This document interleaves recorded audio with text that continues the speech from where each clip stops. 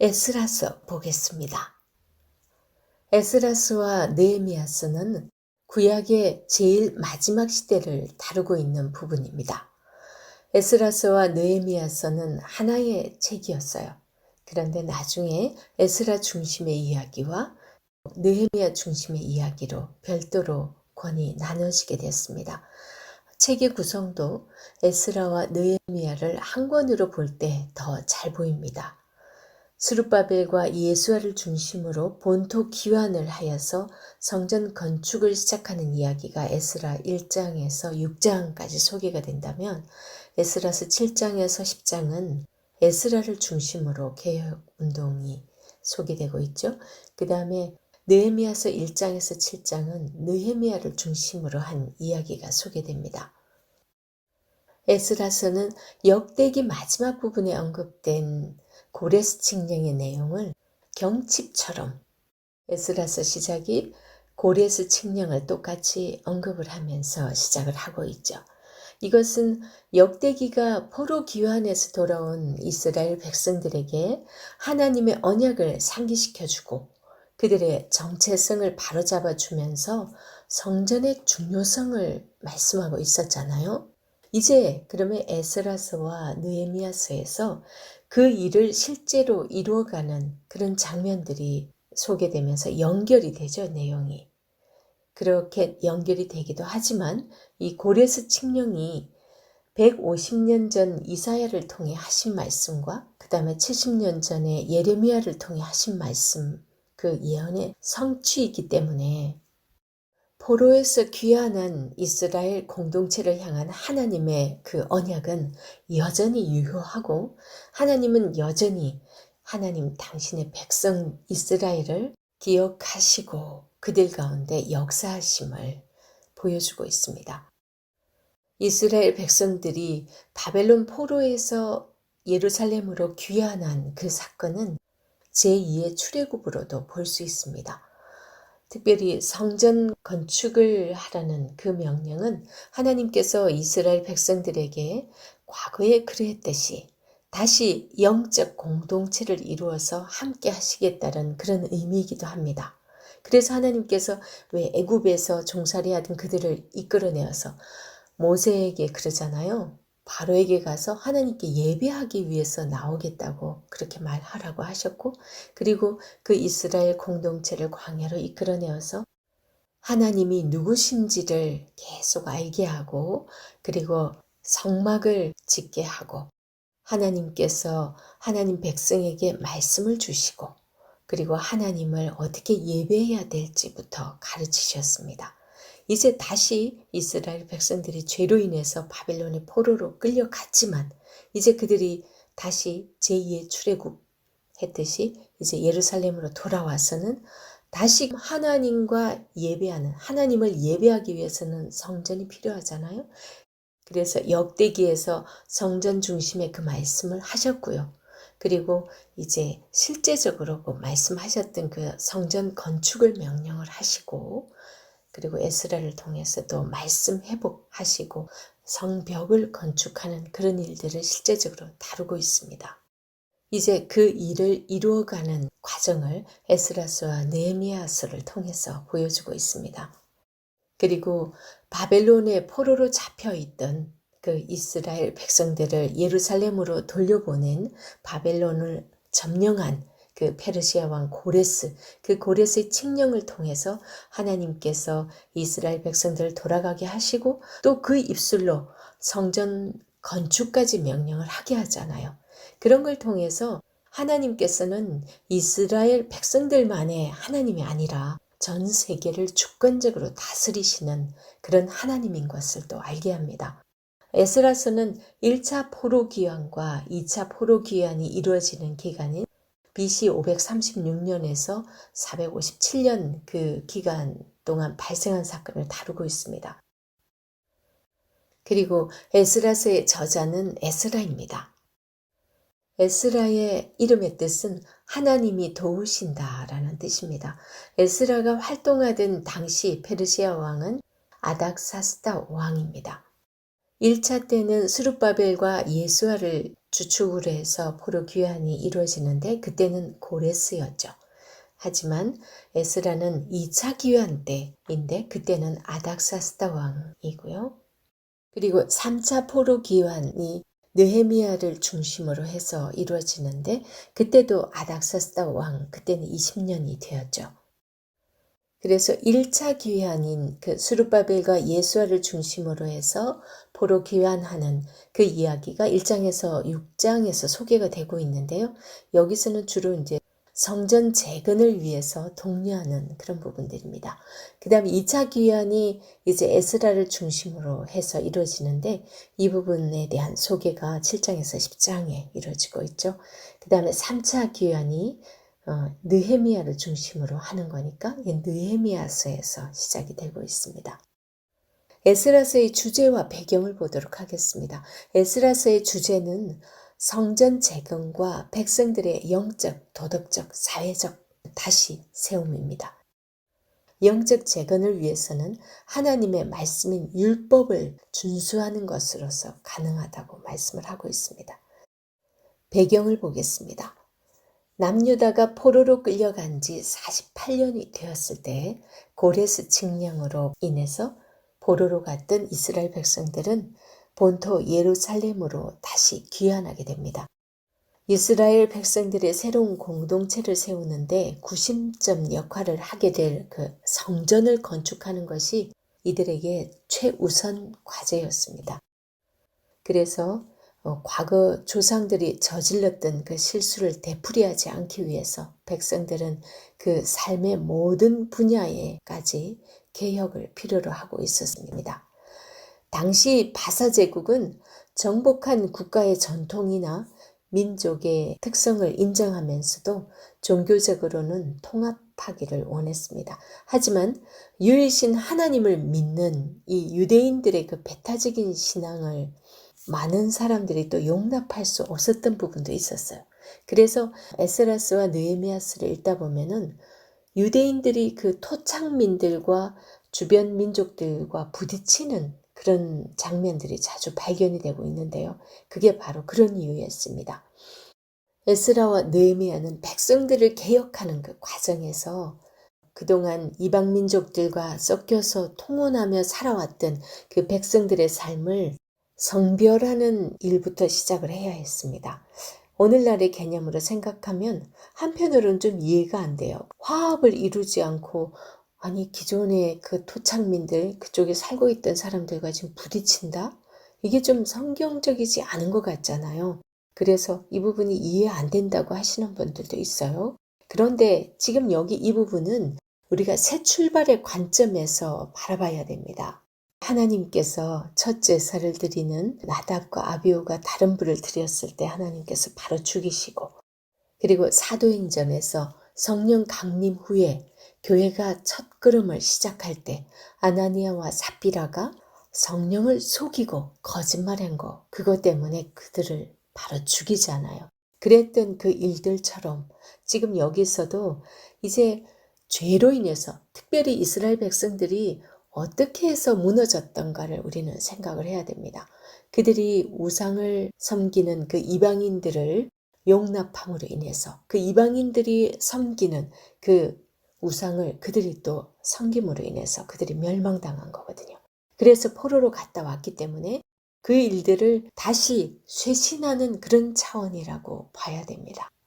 물론 에스라스와 느헤미야스가 뭔가 부족한 듯이 이렇게 마치고 있는 부분을 우리는 볼 수 있어요. 한편으로는 에스라스 같은 경우는 다 통혼한 사람들, 이방인과 결혼한 사람들은 다 돌려보내잖아요. 자식과 아이들까지 피가 섞였다고. 그렇게 하는 모습은 이게 도대체 제대로 된 하나님의 백성 맞나 싶을 정도로 의아하게 그렇게 에스라스가 마치고 있었고 느헤미야서 13장 같은 경우도 마지막 장인데 느헤미야의 개혁으로 마감을 하고 있습니다. 여기서도 하나님께 간절히 구하는 것으로 끝마치고 있는데요. 이제 포로에서 돌아왔으면 뭔가 이루어지는 그런 모습을 보여야 될 텐데 많은 아쉬움을 남기고 끝맺고 있습니다. 이 부분을 두고 비록 이스라엘 백성들이 포로에서 하나님의 은혜로 귀환하긴 했지만 결국은 하나님의 은혜가 아니면 모든 것을 제대로 할 수가 없고, 특별히 지금 이런 모습들은 성전을 건축하고 이들이 하나님 중심으로 다시 모이고 하는 거, 이것도 모형인 거죠. 온전한 성전은 예수 그리스도를 통해서, 예수 그리스도께서 우리 인간의 마음에 오심으로 인해서, 성령이 임함으로 인해서 온전한 성전이 이루어질 것을 소망하게 하죠. 그래서 다시금 예수 그리스도가 오실 것을 기대하게 하면서 에스라서와 느헤미야서는 끝나고 있습니다. 이제 에스라서의 내용을 한번 보도록 하겠습니다.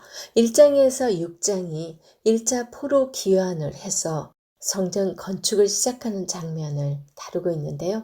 1장에서 4장까지는 에스라는 서두에서 하나님의 성전 건축 명령을 전하고 있고, 그리고 총독 스룹바벨과 제사장 여호수아의 인솔로 본국으로 돌아올 때 가지고 나온 물건들, 그리고 그들과 함께 나온 짐승들의 수, 그리고 제사장의 가문을 일일이 살피고 있습니다.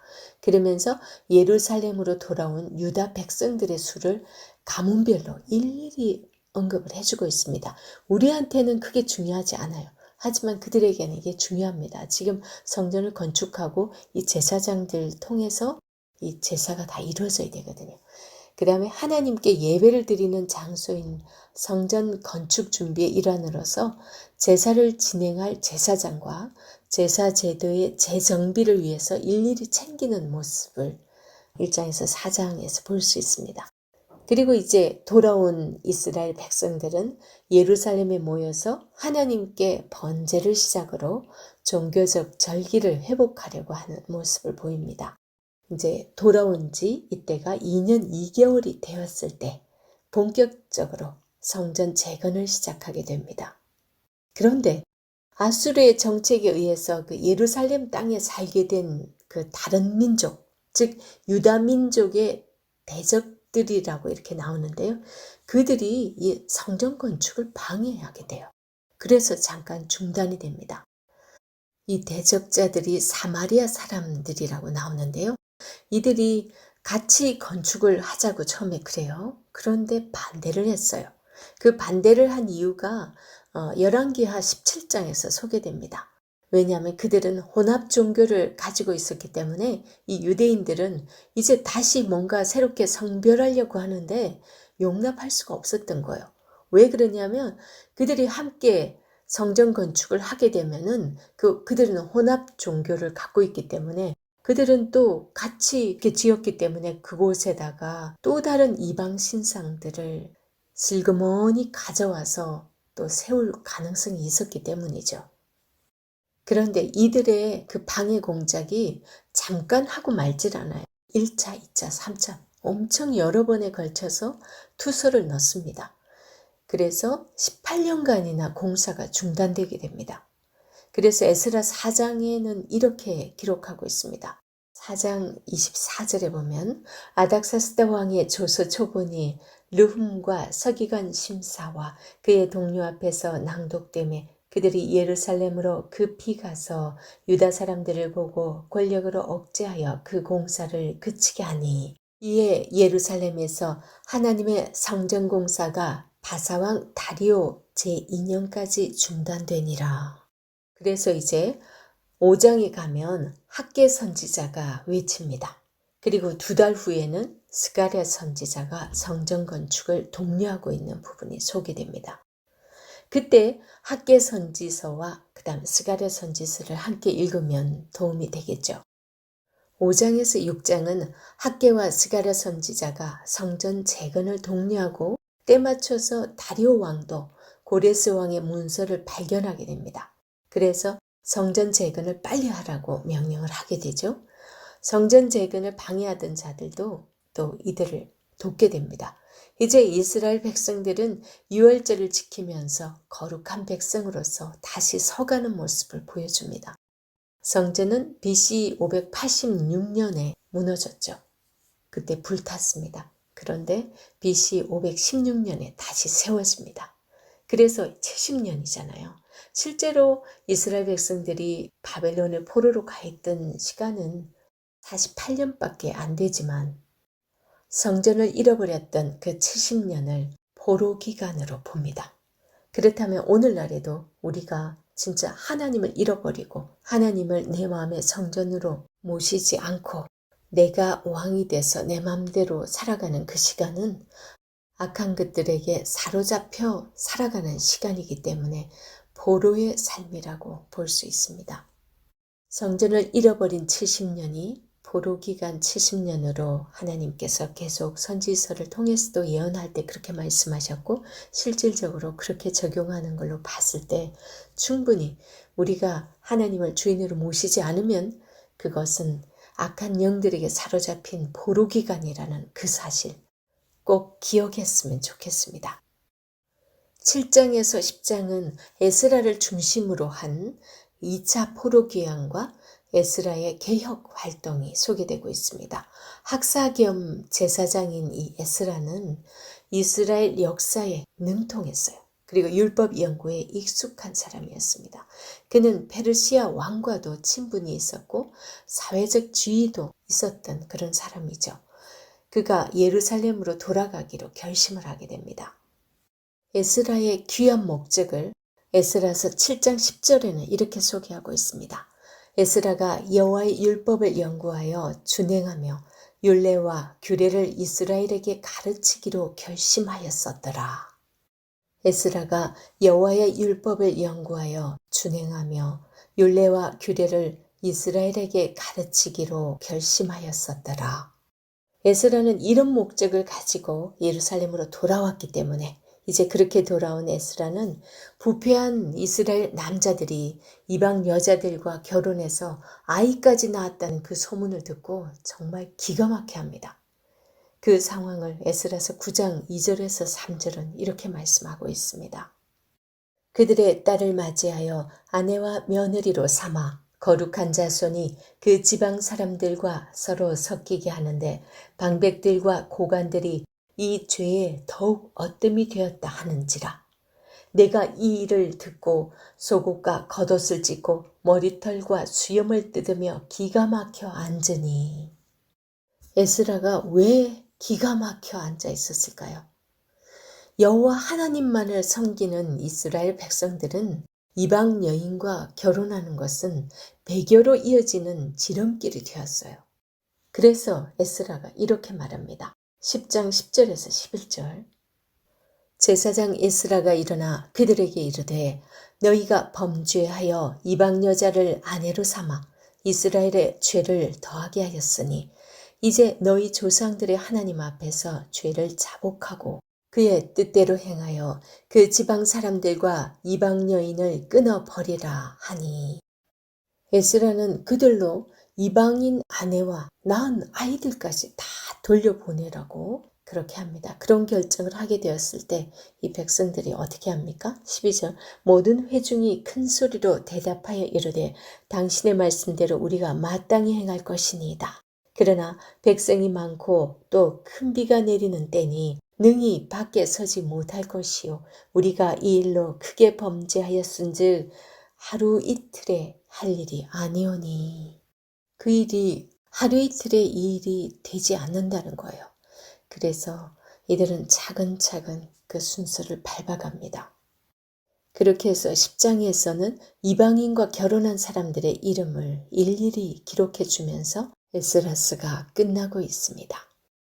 포로에서 돌아온 이스라엘 백성들에게 하나님은 에스라를 통해서 제일 먼저 삶의 개혁을 요구하십니다.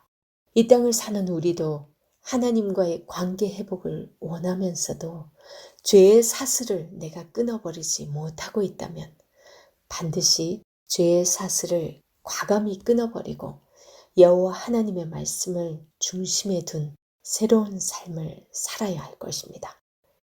그렇게 할 때 하나님께서는 우리를 안아주시고 우리가 나아갈 길을 밝히 보여주실 것입니다.